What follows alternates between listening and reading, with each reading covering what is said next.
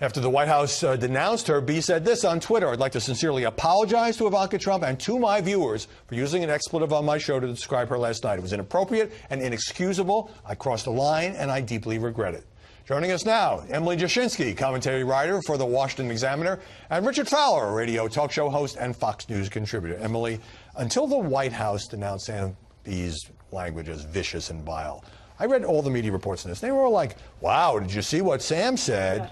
Not reaching the Roseanne level of outrage until maybe later. Some of the initial media reports were almost like, in some of the liberal outlets, were almost applauding her, like, oh, this is kind of funny. And so that was really interesting. And I actually don't think, I'm glad you played the second part of that clip, because most people stopped it after she used that word. Yes. And it goes on to get, I mean, I think also very inappropriate. And so what's interesting about all of this is I don't think Samantha Bee would have ever had to apologize. I don't think we would still be talking about this. I certainly don't think she would have had the will to apologize if it hadn't happened in such proximity to the Roseanne Barr incident. Which actually makes it all the more, I guess stupid would be the right word, to do that and do it in a pre-taped segment. And by the way, you know, they were initially proud of it. The executive producer, Miles Kahn, wrote, "So, feckless C word seems to be trending."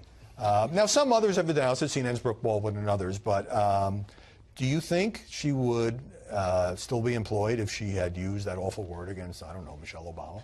Well, I mean, I think this is, the word is vile, right? Let's start there. And, and I think what makes it even more interesting is I think you're right, Howard, in that the only reason why we're having this conversation about Samantha Bee is because it happens so close to Roseanne, which has allowed conservatives to point to this double standard. But I don't think you can conflate the two cases, and the Roseanne case in particular. And if you talk to folks at ABC, they will tell you that Roseanne, not only does she have a history of bad behavior, but since getting the show, she has been warned about her behavior over and over and over again. So this is like sort of the third strike for Roseanne, which allowed them to say, you're out the door. In Samantha Bee's situation, is her language vile? Absolutely. But the case is different here because we don't know what is happening between her and the TBS executives. But is it vile? Is it wrong? Is there a double standard that the conservatives can point to? I think there might be here. I agree that they're different. But I also think that lets Samantha Bee off the hook. And especially you pointed to the second part where she says, put on something tight and low cut and tell your father to change his effing immigration policy. That is the same low blow that Bill Maher did a few while back about joking about an incestuous relationship.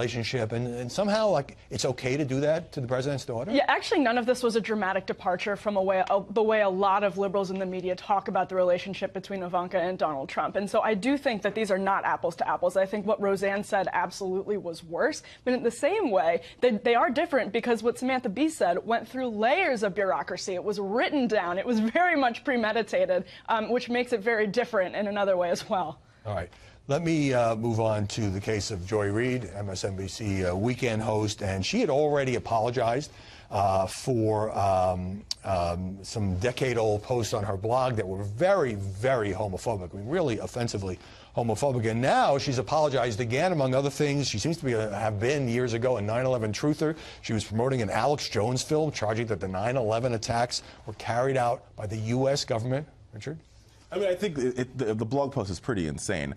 Here's my thought on this particular case. I do believe that everybody has a past, and everybody's past is murky, depending upon how you spin it or how you look at it. I do believe that Joy should have a chance to explain herself, but I do think that the rope here is running a little short, and she's running out of rope, and so I think she's got to explain herself pretty quickly to the American But on that people. point, she did again apologize online, but said nothing on her show yesterday about this. She certainly had that platform, and you know, let's put up a picture that she had posted. It was a Photoshop thing involving John McCain, sort of grafted onto the Virginia Tech shooter. And so MSNBC says in a statement, well, you know, some of this is hateful, but she's grown and evolved. No real accountability. I mean, it's a long time ago, but there's so much of it, Emily. Yes. And at first, I was willing to give her the benefit of the doubt and say, you have evolved. We should absolutely have room for that. It's been more than 10 years in some of these cases, but it's turned out to be so much. And the worst part, and what I cannot wrap my head around, is the fact that she pretty much clearly fabricated a cover-up story about hackers, and she's supposed to be a journalist, and MSNBC is running ads touting her as one of their stars, one of their star journalists, and still hasn't gotten around to that. You would probably say that if somebody had said half of this stuff who worked for a conservative news organization, there would be a far bigger uproar than there's been about Joy Reid. Well, let me say this from a broader context. I think we're currently living in a society where it's become so tit for tat that is like everybody deserves. It's like almost like Oprah, but instead of like handing out cards or handing out red slips, like you get fired, right. Everybody gets fired. Well, there's a lot of bad stuff going on in the culture. Absolutely. Yeah. And I think we've got to at some point in our country and in our culture, we've got to come to this point of reckoning that says what's fireable and what's not fireable, because now it's become on the left and on the right. It's you're fired. We want somebody fired. And everybody's getting fired. It's sort of up we're to not really sure why. To the news organization involved. But when President Trump says Disney has a double standard because they did fire Roseanne on its ABC unit, ESPN, which is owned by Disney, took no action against Jamel Hill, a sportscaster, when she called Donald Trump a white supremacist. And then Keith Olbermann has just been given an expanded role on ESPN. Here is just some of what he has said about the president.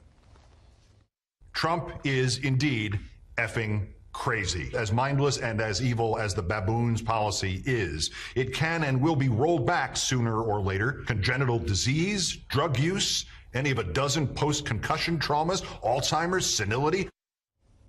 Now, Olbermann didn't say this on ESPN, but that's okay with Bob Iger, and Olbermann gets a bigger role on the sports network? Yeah, and I mean, I agree with this larger point about partisan bloodthirst and the tit-for-tat battle. I definitely agree with that. But if what Joy Reid has done is not, when we're trying to find this line as to what's fireable, if that's not fireable, what is? I mean. But Olbermann, you know, who used to command a big audience on MSNBC, he's called Trump a Nazi and a traitor, and it doesn't seem to hurt his career. Well, I mean, listen, I think Keith Olbermann is problematic. I think that language is problematic. But I really feel as though, and going back to my previous point, is we as a country have to figure out, one, we've got to bring civility back. I think it's somewhere in the middle of the Atlantic Ocean right now. Right, I'm good on that. But you can't impose a standard because every media organization has to search its conscience. Absolutely. When a star does this. And how are we supposed to get back to civility when Samantha Bee is getting awards for advancing social causes? I mean, she got an award the other night, and she accepted it for advancing. Yeah. I think she's sorry for the word, but I don't think she's sorry for the sentiment involved, and I think that's troubling. Great discussion. Richard Fowler, Emily Jashinsky. There's a lot more reporting on pundits and comedians sliming Ivanka, by the way. My book, Media Madness, Donald Trump. This is Armageddon. In terms of the bonus that corporate America received versus the crumbs that they are giving to workers to kind of put the schmooze on is so pathetic. This is like giving you a bowl of doggy do, put a cherry on top and call it a chocolate sundae. Boy, that last one, I feel sorry, like Mike I forgot about Huckabee that has a last one. rejoinder for that one, because I forgot about Did that. you say Governor. doggy do? Doggy do, and you put a little cherry on top. Like a chocolate You sundae. call it like a chocolate sundae. And Governor Huckabee? Governor, have you ever had one of those doggy do chocolate sundae? I can't say that I've ever had one of those, but apparently Nancy would know what those are like, so I'll just leave that one to her. Well, she also had what some. a statement. Yeah, what she a also statement. had some things to say about the economy. You had some good numbers come out, some very good numbers just a couple days ago on Friday. And she says that the May's jobs report shows that strong employment numbers mean little to the families hit with soaring new costs under the Republicans' watch. What do you make of her response to that? Look, if Nancy Pelosi was given a pot of gold at the end of a rainbow, she'd say it was too heavy to pick up and it was going to be labor intensive and it might give her a hernia reaching over to grab it. I just don't even know how to begin to say anything other than, please, God, let Nancy Pelosi continue to be the voice of the Democratic Party for the midterm elections, because it's the best thing that the Republicans could possibly have. And all we need to do is take her words, put it on television, and play it over and over again. Because all those families out there in America who are getting bonuses and pay raises, who have jobs that were unemployed, they're going to say, what la-la land does Nancy live in that she doesn't understand that these unemployment numbers, which are historic, are incredibly good for a lot of people, and especially for minorities who have the lowest unemployment numbers ever in history. Governor, you understand partisan politics. She's a Democrat. Sure. Our president's a Republican. She's got to poke a hole in it. But isn't there not some point at which you can just acknowledge, you know what, when people are doing well, that's a good thing? Well, you've got to do that because otherwise you'll lose your credibility, which is what the Democrats have done. I mean, they say they're for certain things. For example, they want to increase minority employment, but when it happens, then they're unhappy with it. They want to move the embassy to Jerusalem until Donald Trump does it, and then they think he shouldn't have. They want to have peace on the Korean Peninsula until we get close to it, and then they don't like the way in which it's being delivered.